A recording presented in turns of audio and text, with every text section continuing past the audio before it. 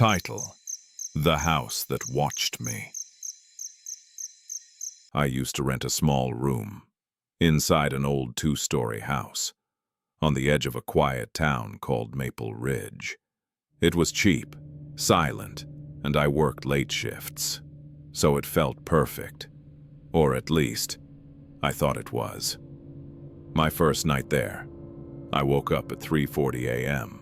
because I heard footsteps above me, slow, heavy, dragging across the ceiling. But my room was on the top floor. Nothing should have been up there. The footsteps stopped. Then I heard two taps. Tap, tap, right over my head, almost like something knew exactly where I was. The next morning, I asked my landlord, Mrs. Calloway, if someone else lived in the house. She shook her head. No, just you and me. I asked if there was an attic. She paused, looked uneasy. There's a crawl space, but it stays locked. I don't go in there anymore. I asked why. Her voice went flat. Because it doesn't like being opened. She didn't smile. She didn't blink. She meant it. For the next 3 nights, it got worse. Footsteps between 3 and 4 a.m., tracing the outline of my room, repeating the same path, again and again, and always ending with a single tap, tap. Then, on the 4th night, it changed. No footsteps, only scratching. Long, slow, scraping scratches, like fingernails dragging across wood. Even with headphones on, I could still hear it. It felt like the sound was inside my chest. Saturday morning, I moved my bed away from the wall. That's when I saw it. A faint square outline in the ceiling, painted over, almost invisible. A hidden attic door. I stood on my desk and pushed it. It didn't move. Something on the other side was holding it down, and on the floor beneath it, dust, wood splinters, and tiny pieces of fingernail. Old ones curled, yellowed, not mine. That night, the breathing woke me up. Not footsteps, not scratching. Breathing, shallow, uneven, right above the hidden door. I stayed completely still. Then a whisper slid through the ceiling. "Don't open it." The voice sounded dry, fragile, like lungs full of dust. I ran out of the room, into the hallway, and I stayed there until sunrise. The next morning, my landlord didn't look surprised. She sighed, opened a drawer, and handed me a rusted key. "This unlocks the crawl space, but listen, never open it alone, and never open it at night." I asked why she didn't seal it shut. She whispered, "Because it always opens again." That afternoon, I unlocked the hatch. Cold air spilled down, thick, stale, rotten. I climbed up with my phone light. What I saw made my stomach drop. A wooden chair facing the opening, leather straps on the arms and legs, like someone had been tied there, and the floor around it. Scratches, hundreds of them, deep, violent, desperate, in the wood. A carved handprint, a handprint of something trying to crawl out. I stepped back. The hatch slammed shut above me, not fell, slammed, hard enough to shake the entire room. That night, I woke up choking on dust. I looked up. The hidden door was open, wide open. The breathing wasn't above me anymore. It was inside the room, in the corner. Something stood there, tall, thin, bent wrong, joints twisted, skin gray like dry clay. Its fingers were long, splintered, bleeding dust. Its head twitched, slowly, like it was studying me. Then it whispered, "Don't open it." But this time, it wasn't a warning. It was mocking me. I ran downstairs. My landlord was awake, sitting in her chair, eyes fixed on the staircase. She didn't ask anything. She just said, "You need to leave right now." I grabbed my keys and left. As I drove away, I looked up at the window of my room. Someone was standing there.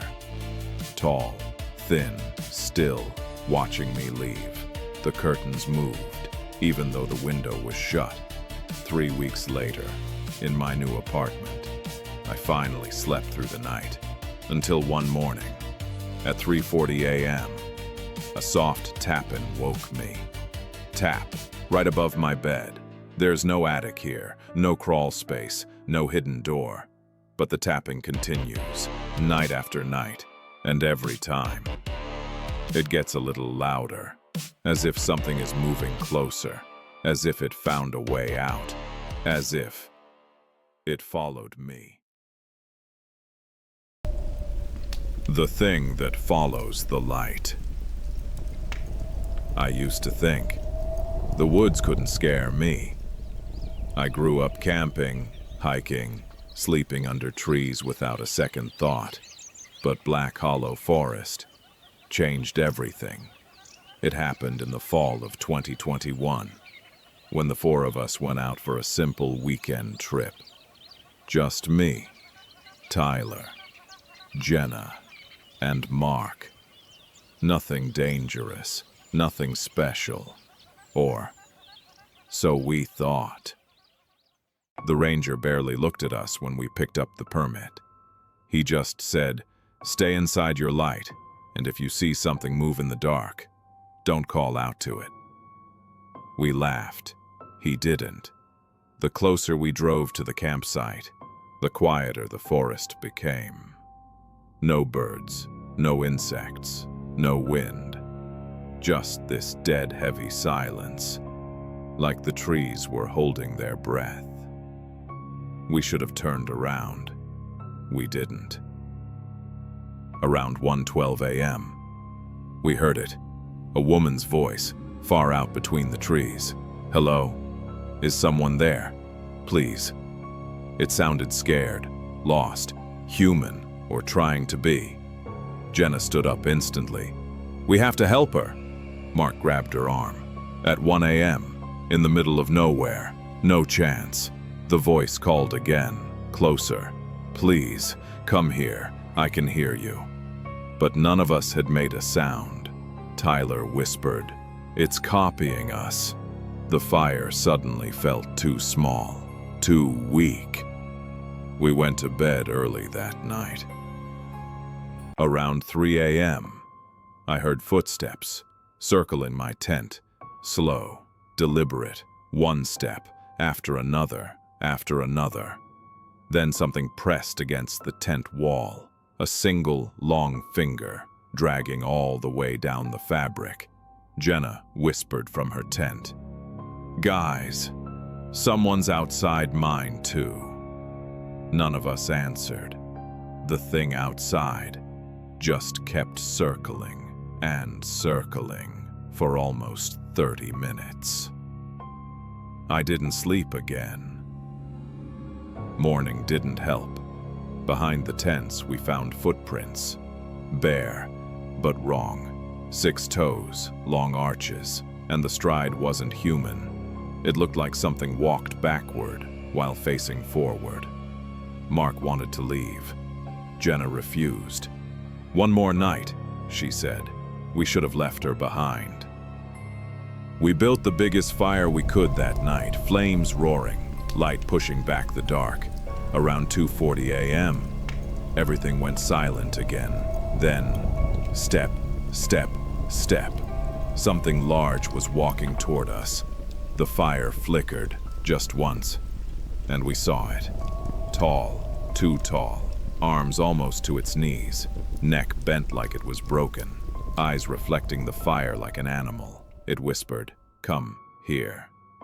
Not a person, not even close. More like something practicing how to sound human.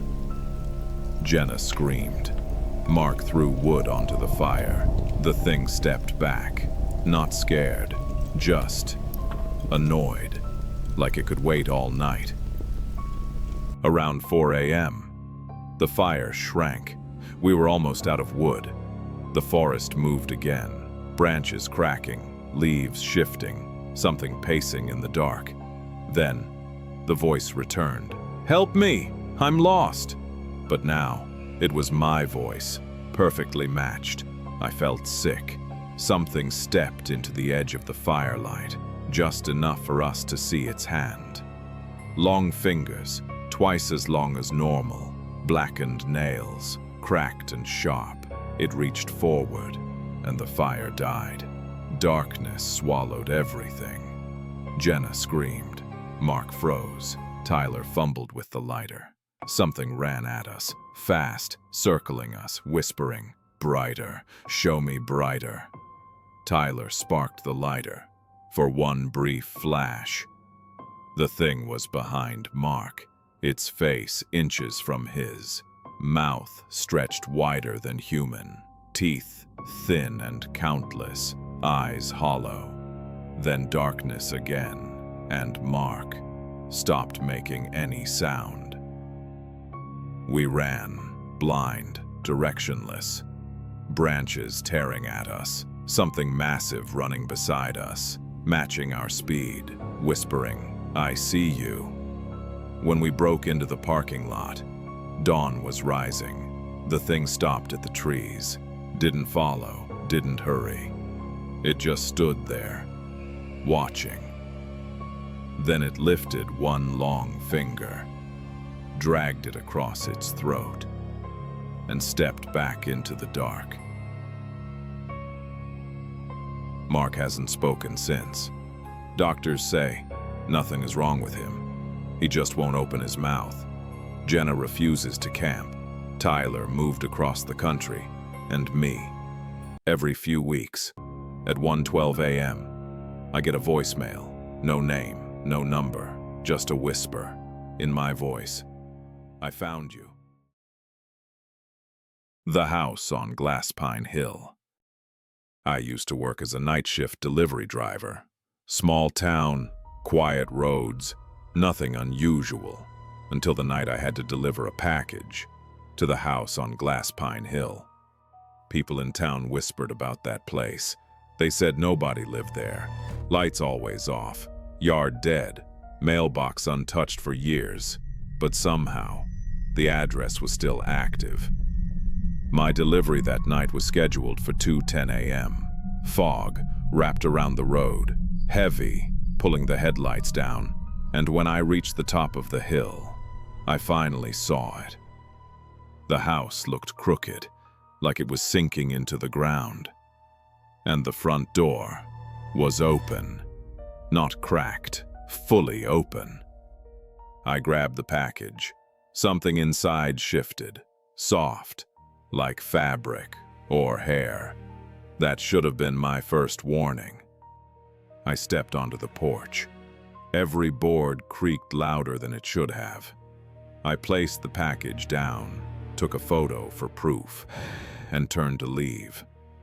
Then a whisper, right behind me. "Don't leave it there." My whole body froze. The whisper came again, closer. "Bring it inside." Against every instinct I had, I stepped through the doorway. The smell hit me immediately, metallic, rotting, like something old had been trapped inside for years. The hallway walls were lined with photographs, but every single face was wiped clean. Just blank skin staring back at me. I pulled out my phone for the flashlight, but the screen went black. Completely dead. A voice drifted from deeper in the house. "You're late." The basement door creaked open on its own. A staircase leading into pure darkness, and then crying, soft, childlike. "Please, don't bring it back." I whispered. "Who's down there?" The crying stopped instantly. Then a tiny voice, right behind my ear, whispered, "Run!" Something cold wrapped around my ankle. Thin fingers, too long, too many joints. I fell forward. The package slid down the stairs, tearing open.